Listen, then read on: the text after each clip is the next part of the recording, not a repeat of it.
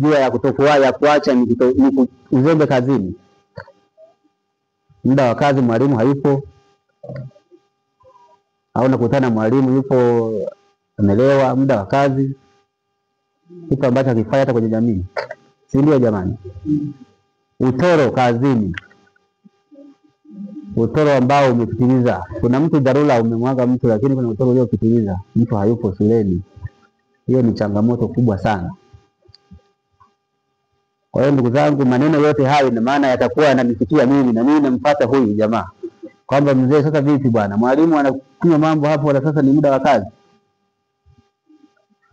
Kwa hiyo ndugu zangu, hawa ni maneno ya muhimu sana. Jamii yetu hii, kama nilivyosema, kwamba watoto wanashawishiwa kufeli.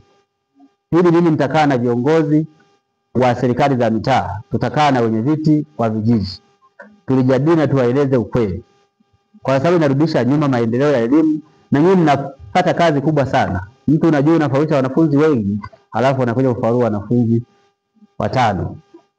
Sasa ni aibu, na wewe mwenyewe kuvunja moyo sana mwalimu.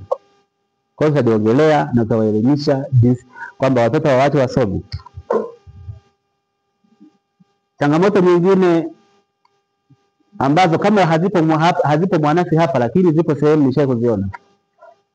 Unakuta biashara inafanyika aidha baina ya mwalimu na mzazi. Mtoto yuko shule anapata mimba, wewe mwalimu unafuatwa, kama umepata mimba tunafanyaje? Kuna mchezo unatendeka hapa. Au wewe mwalimu unaletea kesi, mtoto ameolewa, unaleta kesi kwa afisa.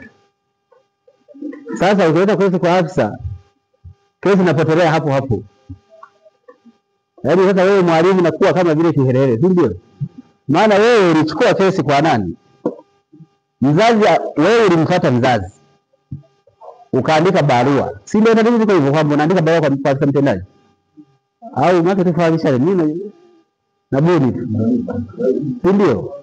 Kwamba uandike barua kwa afisa hapa kwamba mtoto fulani fulani fulani anafanyaje, ameolewa, si ndio? Kwa hiyo ofisi ya mtendaji wa kata ndio ichukue maamuzi ya kumfuatilia yule mtu. Sasa kesi inapotelea ofisi ya mtendaji wa kata, wewe anaonekana mbaya hapo ni nani?